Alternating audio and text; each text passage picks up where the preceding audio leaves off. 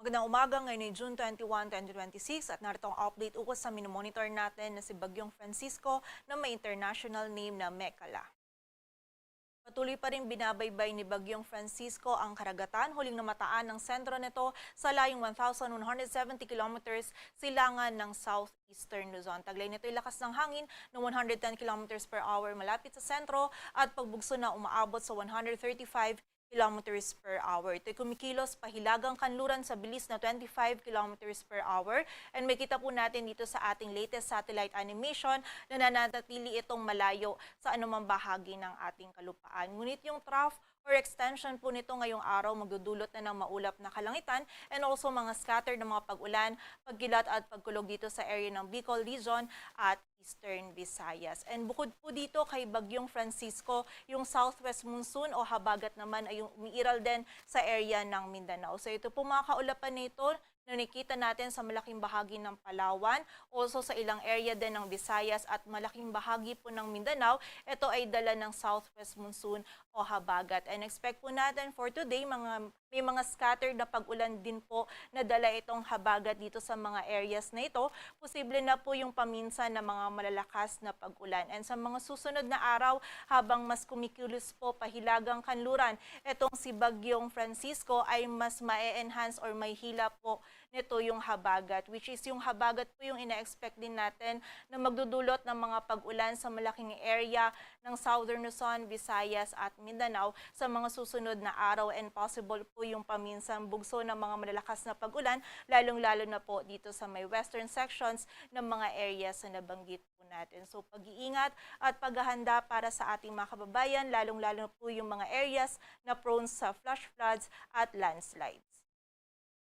At base naman dito sa ating latest forecast track analysis ni Bagyong Francisco, generally throughout the forecast period may kita po natin na mananatili itong malayo sa anumang bahagi ng ating kalupaan or hindi po natin nakikita na ito ay maglalandfall. Ngunit kapag ito po ay mas nagkaroon ng pakanluran na pagkilos, posible po itong magkaroon ng close approach or lumapit dito sa area ng extreme northern Luzon. So generally, simula po ngayong araw hanggang sa Tuesday, magiging hilagang kanluran ang pagkilos nito, and by Tuesday onwards naman ay magiging mas pahilaga po or northward yung pagkilos nito. In terms of intensity naman, for today is posible po itong mag-intensify or mag-i-intensify pa po ito into a typhoon category, and yung peak intensity niya ay maaari niyang ma-reach by Monday as a typhoon category pa rin po. And nakita po natin in terms naman kung kailan mararamdaman yung mga malalakas po na hangin or yung bugso ng malakas na hangin and also ng malakas po na pag-ulan, posible po itong maramdaman between Tuesday and Wednesday for dito sa area ng extreme northern Luzon, maging dito sa may northern and eastern portions ng Cagayan. Again, between Tuesday and Wednesday po yan. And nakita po natin, kasabay ng movement nito ni Bagyong Francisco pahilagang kanluran is muli ma-enhance nga po nitong ang southwest monsoon o habagat, kung saan yung habagat din yung magdudulot naman ng mga pag-ulan sa malaking area ng Southern Luzon, Visayas at Mindanao, and possible po yung mga occasional heavy rains natin for the area of Palawan, maging dito rin sa ilang bahagi po ng Western Visayas at Negros Island region, maging yung ilang area pa po ng Occidental Mindoro. But posible po itong magbago, kaya patuloy lamang na mag-antabay sa updates na ipapalabas ng Pag-asa and also paghahanda pa din para sa ating mga kababayan. Para naman po sa mga malalakas na hangin, possible po na magtaas tayo ng wind signal number 1 sa area ng northern and eastern portions ng Cagayan, maging sa Babuyan Islands at Batanes tomorrow morning. So possible po na yung highest wind signal natin na itaas ay wind signal number 1. Posible po dito yung bugso ng mga malalakas na hangin, and possible din po na makasira pa rin po ito sa mga structures na gawa sa light materials.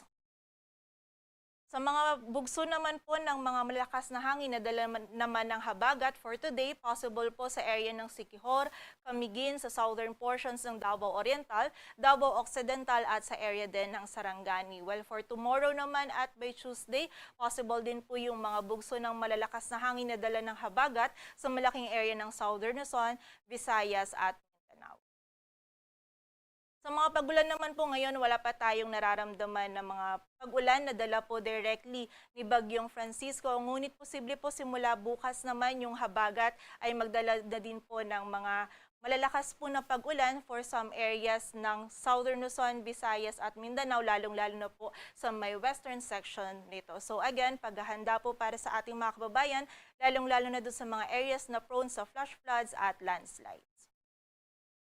Sa ngayon naman, wala po tayong nakataas pa na gale warning. Posible po yung up to 2.5 meters sa eastern seaboards ng Catanduanes at Davao Oriental. And sa mga susunod po na araw, most likely simula po by Tuesday is makaranas naman po ng maalon na karagatan yung northern at eastern seaboards ng Northern Luzon.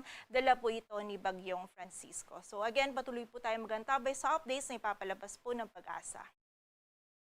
Yan po muna ang latest dito sa Weather Forecasting Center ng Pag-asa. Para po sa mas kumpletong impormasyon, bisitahin ang aming website pag-asa.dost.com.